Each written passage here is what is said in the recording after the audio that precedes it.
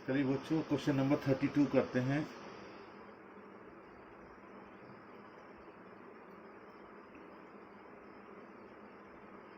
आज 3-4 क्वेश्चन करेंगे।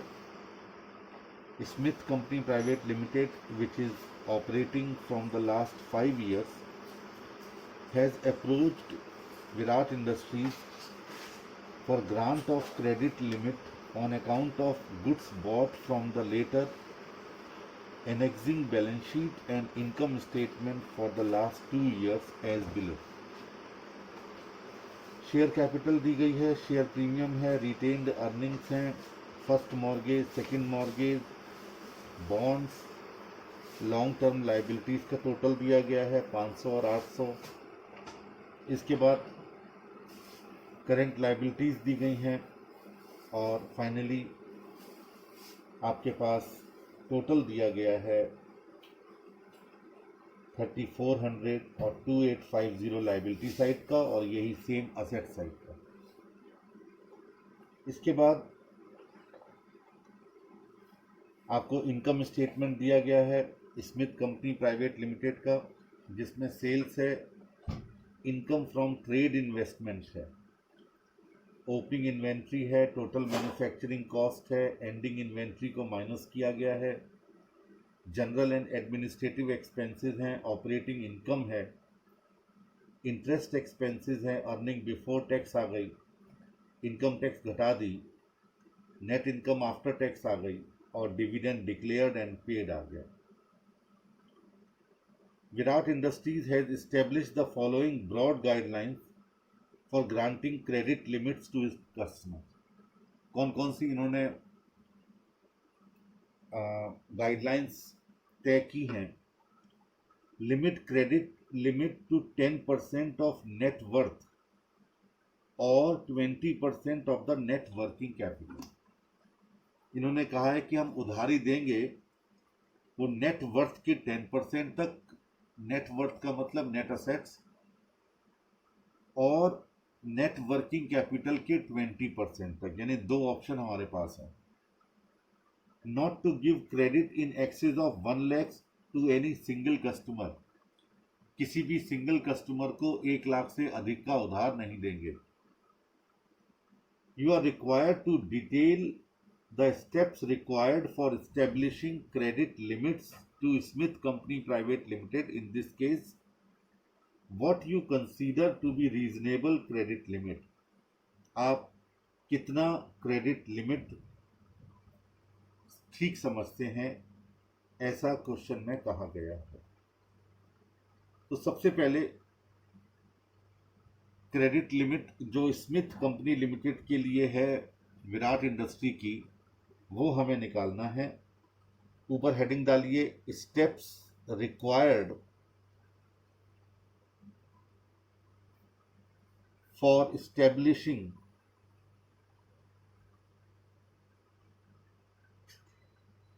The credit limits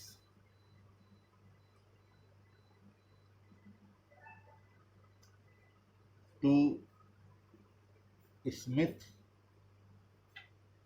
company limited by Virat industry. दरअसल विराट इंडस्ट्री एक इंडस्ट्री है जो सप्लाई करती है स्मिथ कंपनी लिमिटेड को। तो उसके लिए क्या क्या क्रेडिट लिमिट विराट इंडस्ट्री तय करेगी, ये आपको बताना है, उसके steps.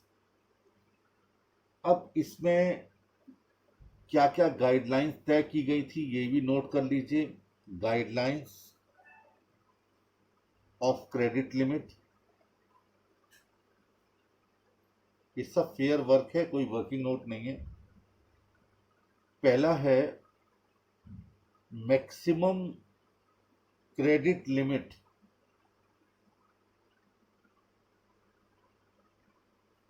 restricted to 10% of net worth or 20% of net working capital।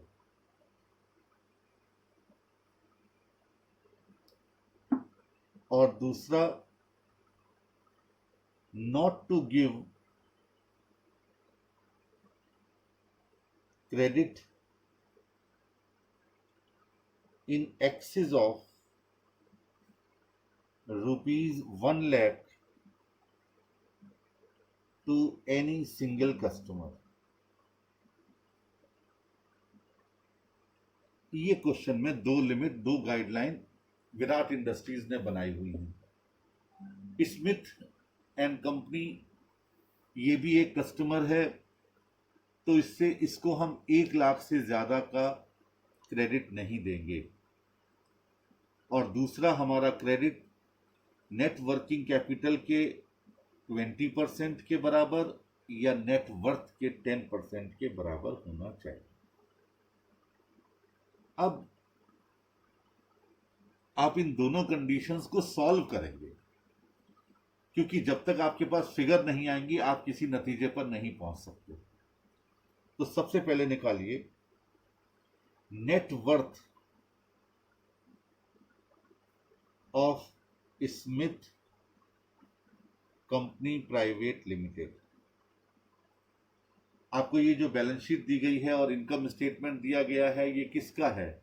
ये स्मिथ एंड कंपनी का है। तो इसकी जितनी नेट वर्थ होगी उसके 10% से ज्यादा नहीं देंगे हम। तो सबसे पहले इसकी नेट वर्थ पता करो। नेट वर्थ का मतलब होता है नेट असेट्स।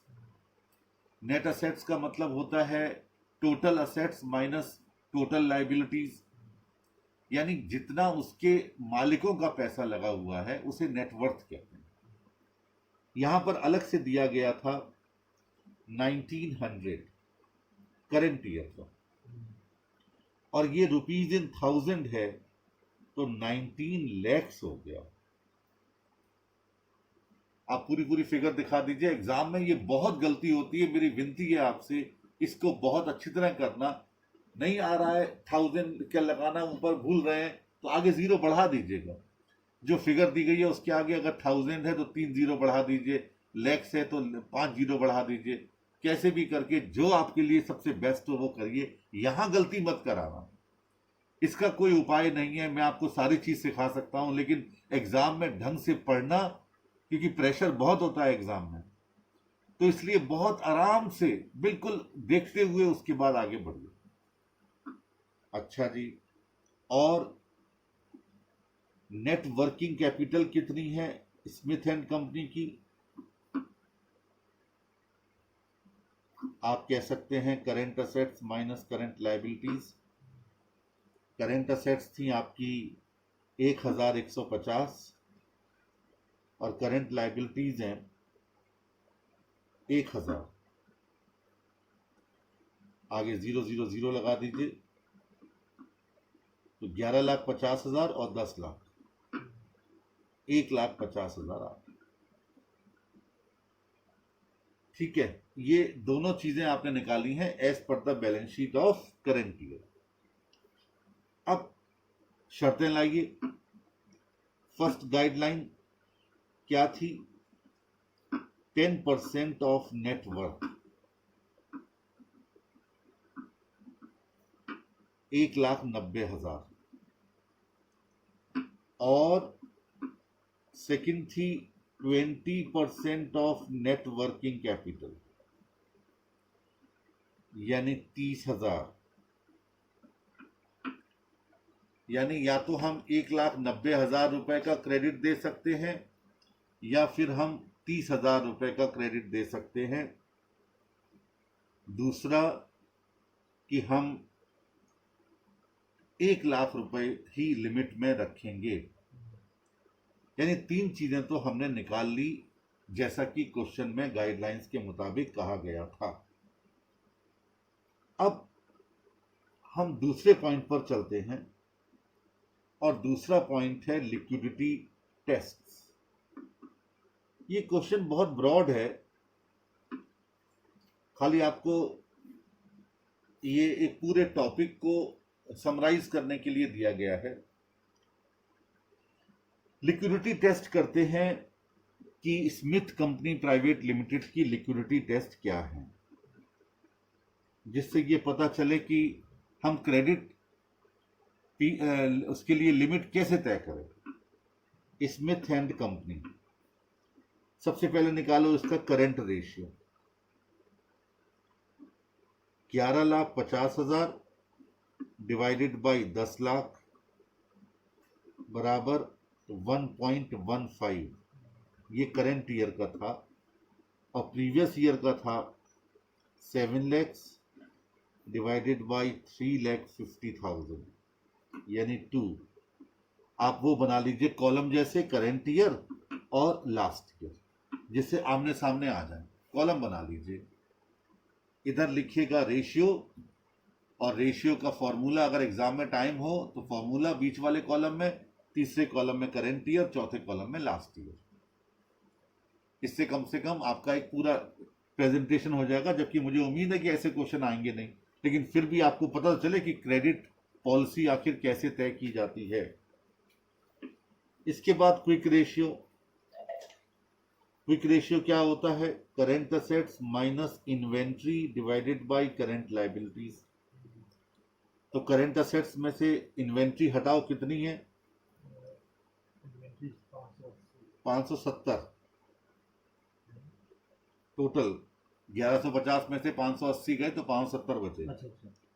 डिवाइडेड बाय 1000 यानी 0.57, ये करंट ईयर में आ गया।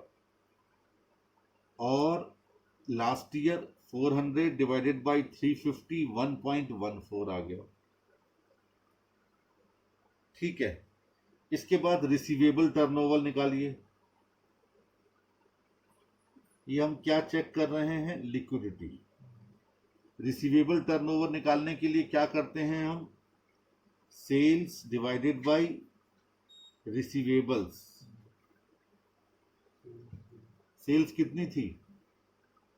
5980 और रिसीवेबल 350। निकालिए कितना आया? 17.08। तो 17 टाइम्स आ गया। और लास्ट ईयर का 5780 सेल्स डिवाइडेड बाय 200 29 टाइम्स आ गया। इसके बाद इन्वेंट्री टर्नओवर निकालिए।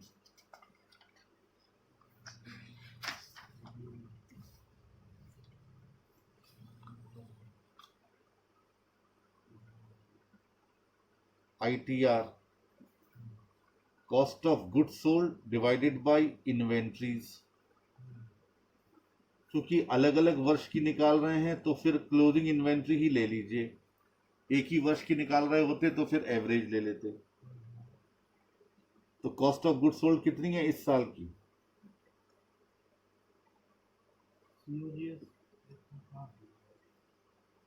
COGS कैसे निकालेंगे? टोटल मैन्युफैक्चरिंग कॉस्ट दी हुई है ना, ये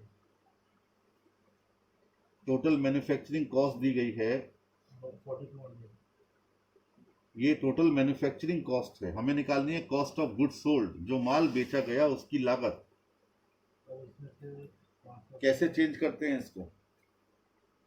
अच्छा, फिर तो मैन्युफैक्चरिंग कॉस्ट में से क्लोजिंग इन्वेंटरी माइनस करेंगे, ओपनिंग प्लस कर देंगे।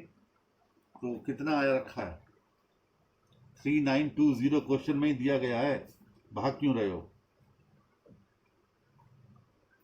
हाँ, होगा 1020। और क्लोजिंग इन्वेंट्री कितनी है? 580। निकालिए कितना आया? ये आया 6.758। 6.758 और लास्ट ईयर की 11 times.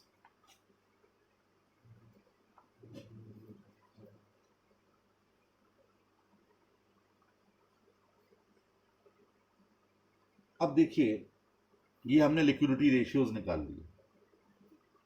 Current ratio, quick ratio, receivable turnover, inventory turnover, ये लिक्विडिटी पोजीशन को शो करते हैं।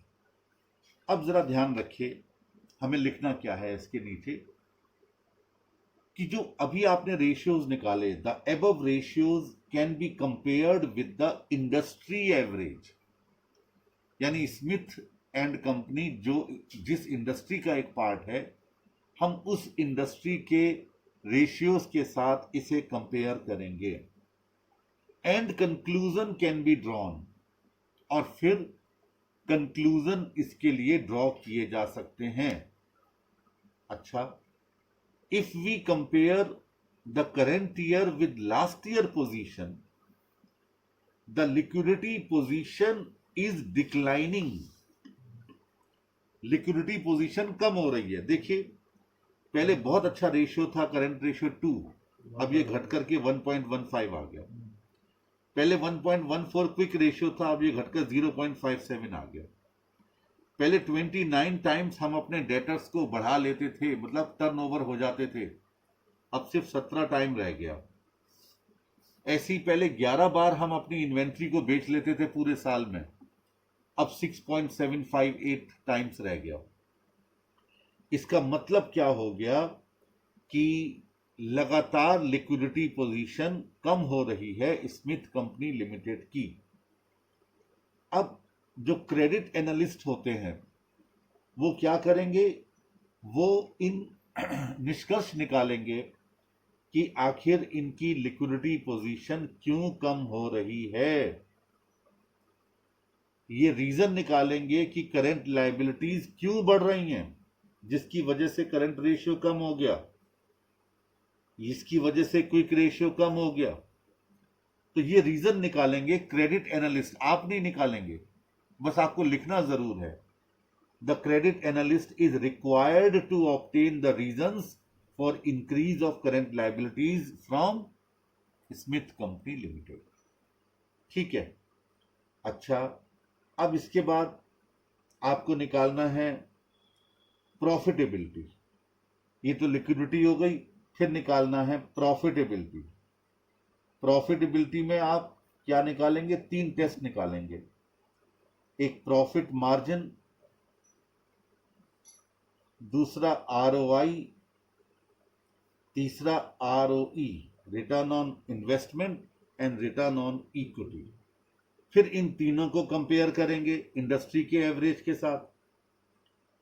उसके बाद फिर लिक्विडेशन कवरेज देखेंगे। इसके बाद हम क्रेडिट लिमिट तय करेंगे। यानी एक थ्योरेटिकल क्वेश्चन है ये। आप ये मत सोचो कि इसके लिए आपको कोई लास्ट में आंसर निकालना है। बस आपको लिक्विडिटी आपने टेस्ट कर ली, इसके बाद आप प्रॉफिटेबिलिटी चेक करेंगे। चलो, प्रॉफिटेबिलिटी रेशियो निकालते नहीं है, फॉर्मूले डिस्कस कर लेते हैं इसी बहाने। सबसे पहले प्रॉफिट मार्जिन का फॉर्मूला क्या होगा? प्रॉफिट मार्जिन का फॉर्मूला जीपी तो है ही नहीं, वो तो जीपी रेशियो होता है। यहां होगा EBIT divided by sales. Profit margin का मतलब हमेशा नेट प्रॉफिट से ही होता है। अच्छा, return on investment, operating income यानी फिर EBIT divided by capital employed, और आरओई क्या होगा? Operating income divided by total equity. गलत। Net profit after taxes divided by equity. हमेशा ध्यान रखो, मैंने बताया था इक्विटी शेयर होल्डर्स को जितना मिलेगा उतना ही तो वो रिटर्न अपना करेंगे, और वो टैक्स के बाद मिलता है उनको। तो हमेशा ध्यान रखिए, इक्विटी पर जब भी रिटर्न बहुत कमजोर है इस वक्त रेशियो एनालिसिस, हमेशा ध्यान रखिए इक्विटी पर जब हम निकालेंगे तो बहुत सिंपल बात है, हम जब किसी प्रॉफिट का रेशियो किसी पर्टिकुलर अमाउंट पर निकालते हैं तो ये देखो ना कि उस बंदे ने जितने पैसा लगा रखा है उस पर उसे कितना मिल रहा है। जब आप टोटल इन्वेस्टमेंट पर निकालते हैं, कैपिटल एम्प्लॉयड पर निकालते हैं, जरा ध्यान से सुन लीजिए इस पॉइंट को, क्योंकि रेशियो का था पॉइंट, लेकिन फिर जब भूल जाते हैं तो सब गड़बड़ हो जाती है कि न जाने कहां कहां पर क्या क्या यूज होगा। तो जब हम कैपिटल एम्प्लॉयड पर रेशियो निकालते हैं रिटर्न का, तो उस कैपिटल एम्प्लॉयड में डिबेंचर्स यानी लॉन्ग टर्म लायबिलिटीज भी शामिल होती है। तो फिर हमें वो अर्निंग लेनी चाहिए जिसमें उन दोनों की अर्निंग शामिल हो, न सिर्फ लॉन्ग टर्म लायबिलिटीज की बल्कि इक्विटी शेयर होल्डर और प्रेफरेंस शेयर होल्डर्स की। तो यहां फॉर्मूला लगता है एबिट, यानी earning before interest and tax, tax से भी पहले, इंटरेस्ट से भी पहले वाली अर्निंग, क्योंकि उस कैपिटल एम्प्लॉयड में सब कुछ जुड़ा हुआ है, सारी कैपिटल जुड़ी हुई है, लॉन्ग टर्म लायबिलिटीज भी, प्रेफरेंस कैपिटल भी, इक्विटी कैपिटल भी। और जब आप रिटर्न ऑन इक्विटी निकालते हैं उस वक्त सिर्फ इक्विटी कैपिटल को आपने लिया है, सिर्फ इक्विटी कैपिटल को, तो फिर उनको जो मिल रहा है वो लेते हैं। और उनको क्या मिलता है? टैक्स घटाने के बाद। जब टैक्स घटाने के बाद है तो इंटरेस्ट भी घट चुका होगा। तो हम लेते हैं net profit after tax divided by equity. ये गांठ बांध लीजिए, ये कभी भी चेंज नहीं होने वाला, बिल्कुल यही चलता है पूरी जिंदगी भर। फाइनल में भी जब आप एसएफएम पढ़ेंगे तो वहां पर ये सब चीजें आएंगी। पहले ये management of working capital final में चैप्टर था एसएफएम में, अब इसको ले आया गया है सीए इंटर 2 में, जब एफएम अलग हुई। उससे पहले भी आ गया था जब 50 नंबर की कॉस्ट के साथ आती थी। तो ऐसा नहीं है कि आपको कोई भी चीज नई है, सब वही चीजें हैं, बार बार रिपीट होकर के आती हैं। तो ये कुल मिलाकर के क्वेश्चन नंबर 32 में ये सारी चीजें थी। अब आप एनालिसिस करेंगे और एनालिसिस करने के बाद आप क्या करेंगे, उसकी क्रेडिट लिमिट तय करेंगे, क्योंकि लिक्विडिटी कम हो रही है। ऐसी प्रॉफिटेबिलिटी हम चेक करेंगे तो प्रॉफिटेबिलिटी भी कम हो रही है करेंट ईयर में। अगर आप चेक करेंगे तीनों फॉर्मूले से तो इसका मतलब ये कंसर्न प्रॉफिटेबिलिटी भी डिक्लाइन कर रही है, उधर लिक्विडिटी भी डिक्लाइन कर रही है। ठीक है, तो फिर आप कुछ और एडिशनल इंफॉर्मेशन लेकर के इसकी क्रेडिट लिमिट सेट करोगे। अब मैं आपको इसके बारे में बता सकता हूं कि क्रेडिट लिमिट 30,000 रुपए तक ही सेट करनी पड़ेगी इसकी, क्योंकि लिक्विडिटी भी कम हो रही है, प्रॉफिटेबिलिटी भी कम हो रही है। 1,90,000 रुपए आपका नेट वर्थ का 10% है, वो आप कर नहीं सकते क्योंकि ऑलरेडी ये पिटा पड़ा है। करेंट लायबिलिटीज और बढ़ जाएंगी अगर आपने इसको माल उधार बेच दिया। जरा ध्यान से सुनो मेरी बात को, क्योंकि जब आप इसको माल बेचोगे तो इसकी करंट लायबिलिटीज बढ़ेंगी, क्योंकि इसके क्रेडिटर बढ़ जाएंगे, आप उधार दे रहे हो, तो इसकी लिक्विडिटी पोजीशन और वर्स हो जाएगी, क्योंकि जो करंट रेशियो अभी तक बन रहा है वो भी और डाउन हो जाएगा करंट लायबिलिटीज बढ़ने की वजह से। तो इसके लिए ज्यादा बड़ी लिमिट हम तय नहीं कर सकते, इवन 1 लाख भी नहीं कह सकते। तो हम सिर्फ कितना करेंगे, सिर्फ 30,000 रुपए करेंगे। In this limit is not acceptable to the Smith Company Private Limited. The credit analyst should work with the credit manager and other interested persons to determine whether an exception to policy should be made. अगर मान लीजिए Smith company इस पर तैयार नहीं होती कि साहब 30,000 की लिमिट मुझे नहीं चाहिए, मुझे ज्यादा उधारी चाहिए, तो फिर दोनों कंपनियों के क्रेडिट एनालिस्ट बैठेंगे और फिर एक बीच का रास्ता निकालेंगे। अदरवाइज इस वक्त स्मिथ एंड कंपनी लिमिटेड की क्रेडिट लिमिट 30,000 से अधिक नहीं होनी चाहिए। ये था क्वेश्चन नंबर 32। ये एक थ्योरेटिकल बेस्ड क्वेश्चन था कि अगर किसी की क्रेडिट लिमिट हम तय करते हैं तो वो क्रेडिट लिमिट किस आधार पर तय होनी चाहिए और उसके लिए क्या क्या आधार हैं। तो पहला आधार आपने समझा लिक्विडिटी, दूसरा आधार आपने समझा प्रॉफिटेबिलिटी, और तीसरा आधार आपने समझा कि इंडस्ट्री के एवरेज के साथ इसका comparison, and then set the credit limit for that particular concern. So these are the different aspect of question number 32। अब करवा रहा हूं क्वेश्चन नंबर 34। अब प्रैक्टिकल होगा जैसा कल भी कर रहे थे। कहता है, क्या पीक्यूआर लिमिटेड का क्वेश्चन है? हाँ, is considering relaxing its credit policy and evaluating 2 proposed policies. 2 proposed policies को evaluate कर रही है। Currently the firm has annual credit sales of rupees 50 lakhs and account receivables of rupees 12,50,000. बताओ receivable turnover ratio कितना है?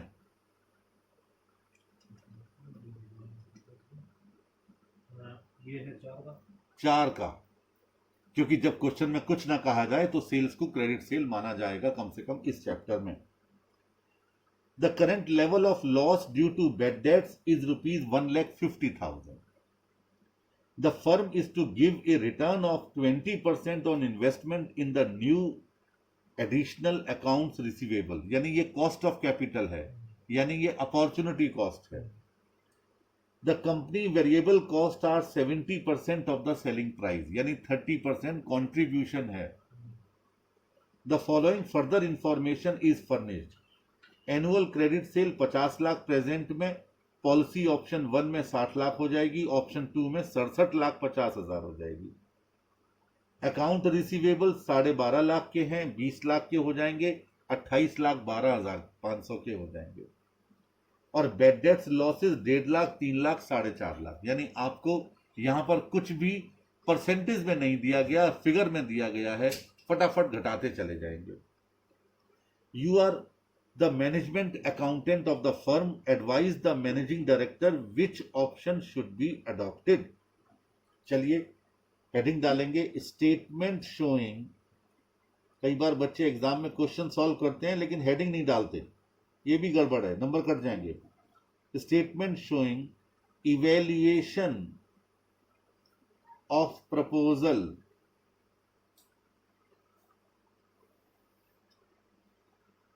Policy option 1,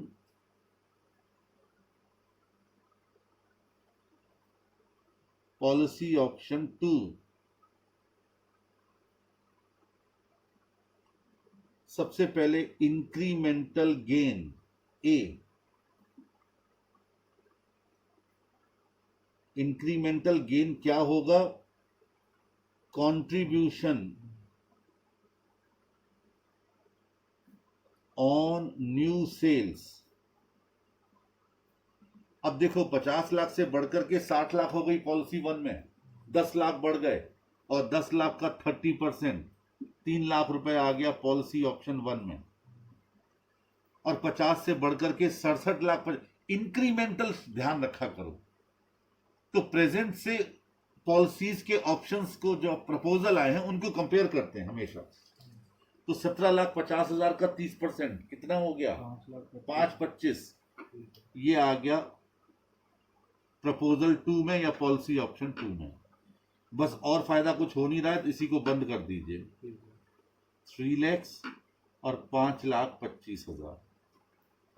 इसके बाद B आ जाइएगा, इंक्रीमेंटल कॉस्ट।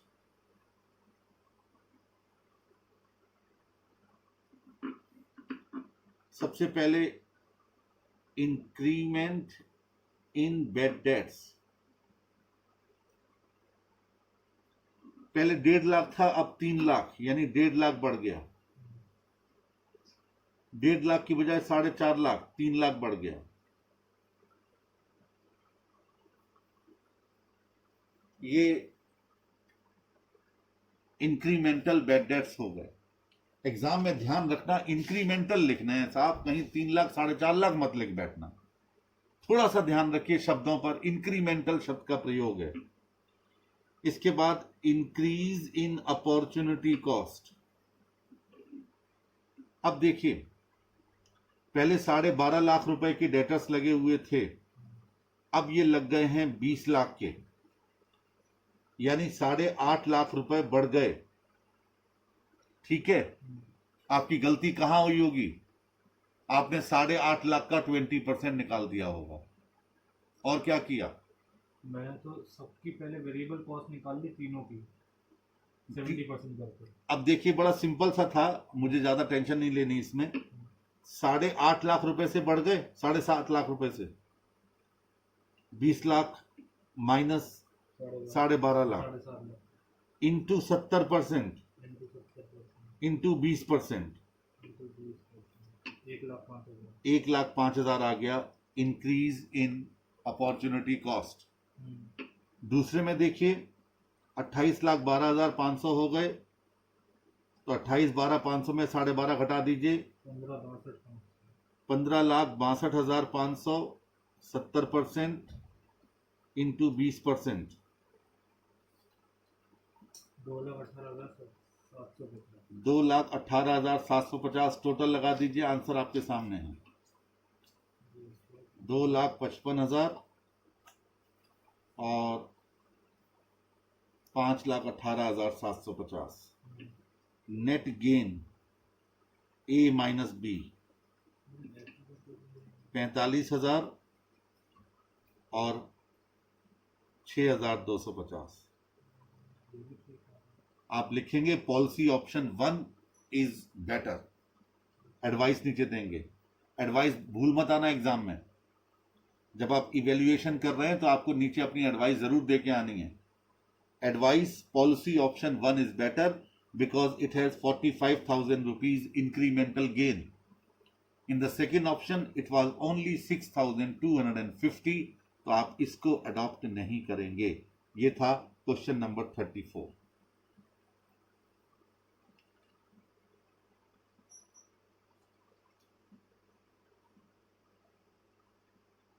क्वेश्चन 35 देखिए, अगर आपको लगता है कि हो जाएगा तो ठीक है। हो गया। यहाँ बेड डेट्स में सेविंग हो रही है तो वो इंक्रीमेंटल गेन में आएगा। हाँ, अब तक इंक्रीमेंटल गेन एक ही हुआ करता था कंट्रीब्यूशन, इस बार इंक्रीमेंटल गेन में इस क्वेश्चन में अपॉर्चुनिटी कॉस्ट भी बच रही है और बेड डेट्स लॉसेस भी बच रहे हैं, बस खाली कलेक्शन एक्सपेंसेस एक्स्ट्रा आ रहे हैं, हाँ, वो लेस हो जाएंगे। हो जाएगा ये क्वेश्चन? हो गया।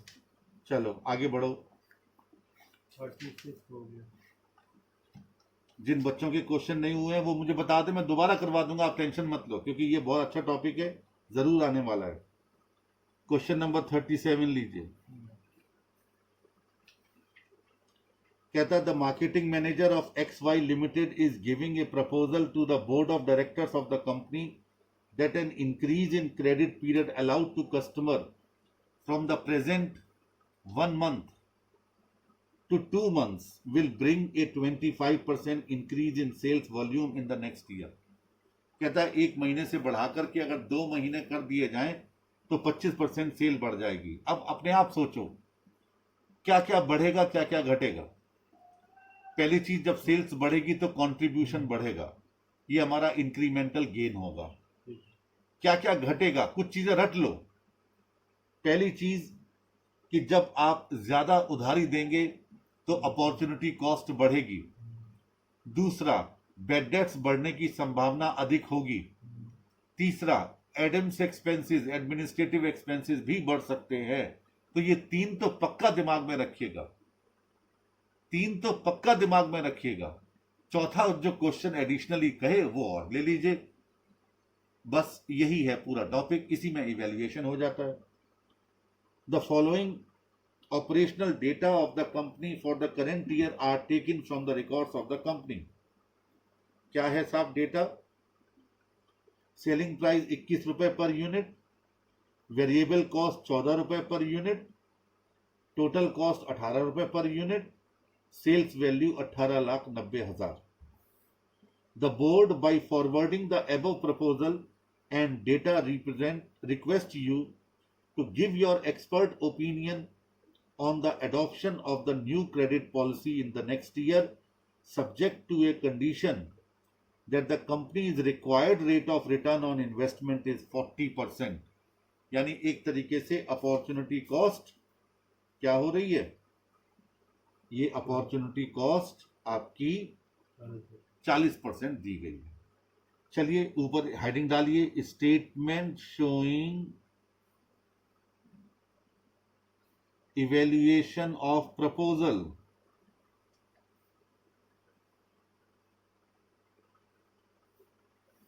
अब सबसे पहले ए में आप लिखते हैं इंक्रीमेंटल गेन। मैं बिल्कुल एक जैसे क्वेश्चन इसलिए करवा रहा हूं क्योंकि आपको दिमाग में परफॉर्मा रट जाए एक तरीके से। अब इसमें कंट्रीब्यूशन कितना बढ़ेगा जरा मुझे ये बताइए बस। कंट्रीब्यूशन 1,57,500 बढ़ा है। देखिए इनका जवाब जो आया है इसको एक बार हम भी इवेल्युएट कर लेते हैं। 18,90,000 की सेल है, इसको आप लिखिए 18,90,000 डिवाइडेड बाई 21, क्योंकि 21 रुपए पर यूनिट के हिसाब से आप सेल कर रहे हैं तो नंबर ऑफ यूनिट सोल्ड आ जाएंगी। ठीक है। इसके बाद 7 रुपए का कंट्रीब्यूशन पर यूनिट है, 21 में से 14 चले गए, मल्टीप्लाई बाई 7, इससे 90,000 यूनिट पर आज की डेट का कंट्रीब्यूशन आ गया। इसका 25% बढ़ जाएगा इंटू 25%, ये आ गया 1,57,500। इसका एक दूसरा तरीका और क्या था कि 90,000 यूनिट हम आज की डेट में बेच रहे हैं, 90,000 का 25% निकाल लेते तो ये आ जाता 22,500, उसमें 7 को मल्टीप्लाई करके तब भी यही आंसर आ जाता। तो दोनों तरीके हैं, बिल्कुल सही है। 1,57,500, नीचे इसे बंद कर दीजिए। इंक्रीमेंटल गेन तो यही हो गया। अब आइए इंक्रीमेंटल कॉस्ट।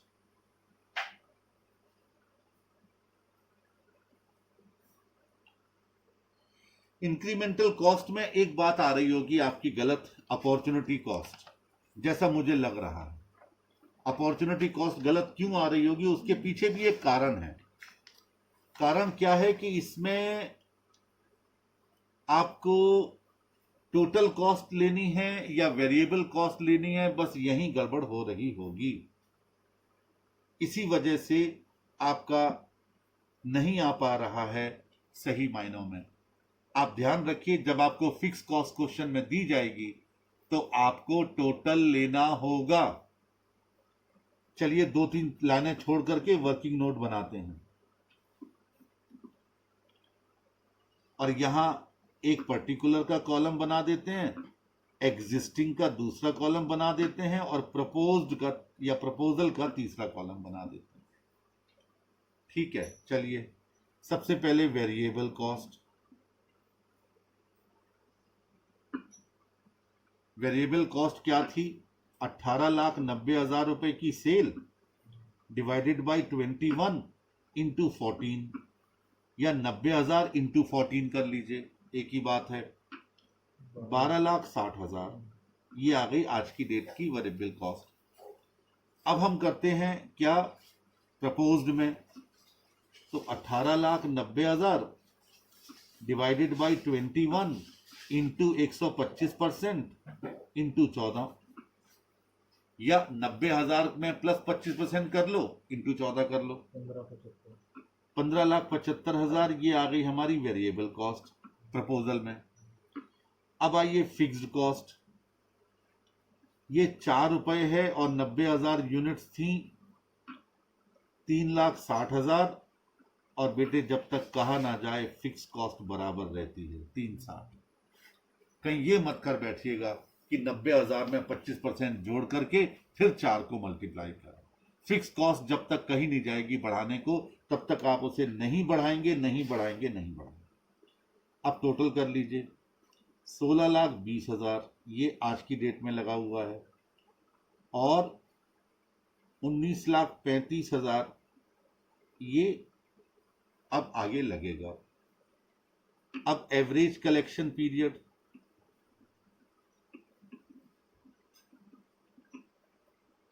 तीस दिन और 60 दिन, 1 महीना और 2 महीना। इन्वेस्टमेंट इन डेटर्स, ये 16,20,000 360 दिन में लगेगा, तो 30 दिन में कितना लगेगा? 12 से डिवाइड कर दीजिए इसे, 1,35,000, और इधर 6 से डिवाइड कर दीजिए, 3,22,500। Incremental investment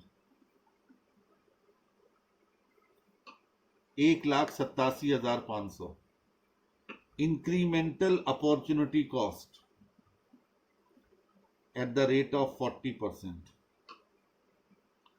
75,000। बस ये लिख दीजिएगा अपने मेन क्वेश्चन में, इंक्रीमेंटल अपॉर्चुनिटी कॉस्ट या opportunity cost of incremental investment in debtors 75,000। इसका भी टोटल कर दीजिए, बैड डेट्स के लिए कुछ कहा नहीं गया था। अब नेट गेन ए माइनस बी 82,500 लिख दीजिए बड़ा बड़ा, एक्सेप्ट द प्रपोजल, प्रपोजल को एक्सेप्ट कर लीजिए। ये आपकी एडवाइस थी, क्योंकि 82,500 का आपको नेट फायदा हो रहा था।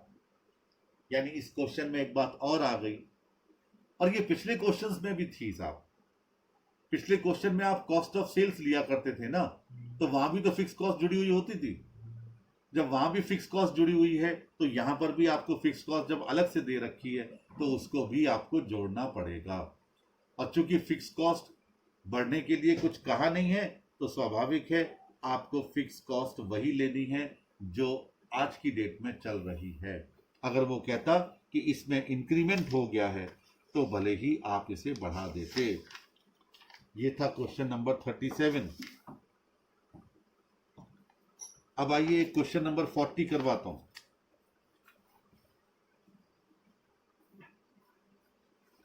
क्वेश्चन बहुत छोटे छोटे हैं, लेकिन 10 नंबर के एग्जाम में आते हैं, ये ध्यान रखिएगा। और इसमें जितनी प्रैक्टिस करेंगे आप, जितनी जहां से आपको मिल जाए क्वेश्चन, यहां से, स्टडी से, प्रैक्टिस मैनुअल से, कहीं से भी, वो आप जरूर कीजिए, लगातार करते रहिए। आपके दिमाग में ये बिल्कुल घर कर जाना चाहिए।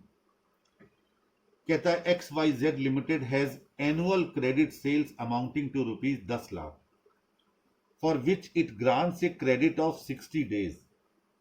However, at present, no discount facility is offered by the firm to its customers. कोई डिस्काउंट पॉलिसी इन्होंने ऑफर नहीं की हुई है। The company is considering a plan to offer a discount of 3/15 net 60. यानी 15 दिन में पेमेंट करोगे तो 3% हम आपको देंगे, नहीं तो 60 दिन में आपको पेमेंट करना पड़ेगा बिना किसी डिस्काउंट के। एक बात ध्यान रखिए, 60 और 15 दिन के बीच में 45 दिन है। लेकिन जब इस तरह का क्वेश्चन आता है, तो आप सिर्फ दो ही ऑप्शन रखेंगे, या तो 15 दिन में पेमेंट 3% डिस्काउंट अवेल करने के लिए, या फिर हम पूरे 60वें दिन में पेमेंट करेंगे। हम बीच में कोई पेमेंट नहीं करेंगे। और कोई करेगा भी क्यों? प्रैक्टिकल सोचो ना, कि मान लो आप 15 दिन आपके निकल गए, तो आप पूरा लो ना, आप पूरा लीजिए। पूरा क्या लीजिए कि साहब आप जितना आपका वो है पीरियड, उतने दिन तक आप अवेल करो छूट। मतलब 60 दिन की छूट है आपके पास, तो 60 दिन लो। चलिए, the offer of discount is expected to bring the total credit period from 60 days to 45 days. 45 दिन पे आ जाएगा total credit period. And 50% of the customers are likely to avail the discount facility. और ये कहा गया कि 50% डेटर्स या कस्टमर इस फैसिलिटी को जरूर लेंगे। The selling price of the product is 15, while the average cost per unit comes to 12, यानी 3 रुपए का कॉन्ट्रीब्यूशन है। Please advise the company whether to resort to discount facility if the rate of return is 20% and a month is equal to 30 days. यानी साल में 360 दिन आपको लेकर चलने हैं। ठीक है, चलिए अब जरा गौर से सुनिएगा।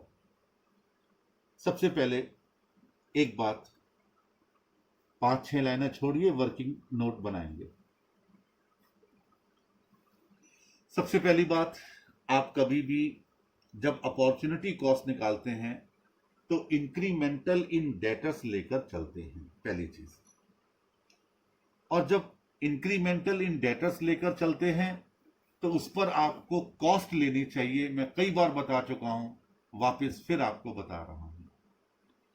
तो सबसे पहले कॉस्ट ऑफ सेल्स, ये पर्टिकुलर्स, ये एग्जिस्टिंग और ये प्रपोज्ड। कैसे निकालेंगे कॉस्ट ऑफ सेल, जरा मुझे बताइए। 10 लाख डिवाइड बाई 15 इंटू 12।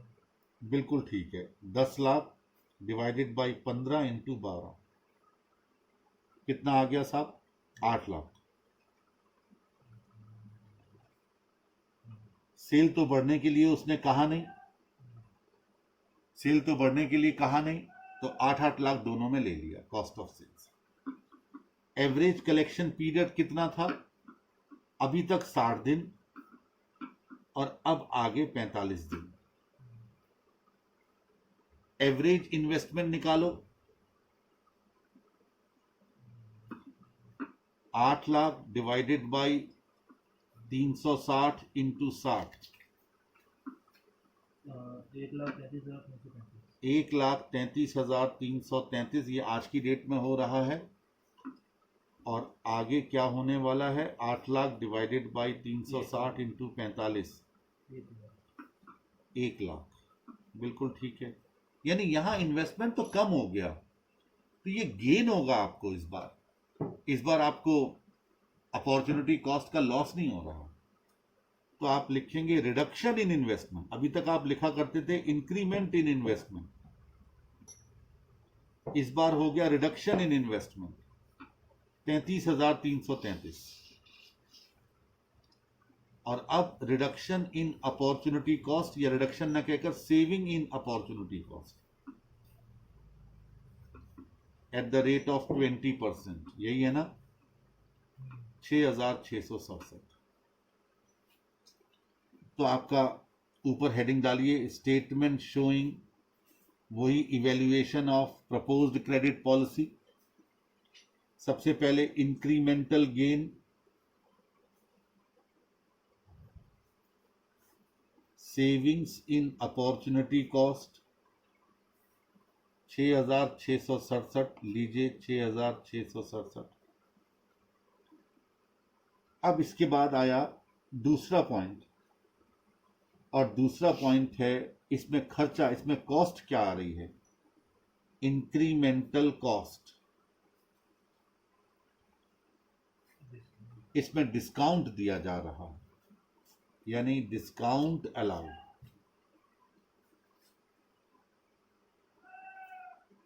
कितना डिस्काउंट अलाउड दिया जाएगा, जरा ध्यान से सुनिएगा, यह भी अपने आप में एक अच्छा सा पॉइंट है, पहली बार आया है। उसने आपसे कहा है कि आधे लोग डिस्काउंट लेंगे।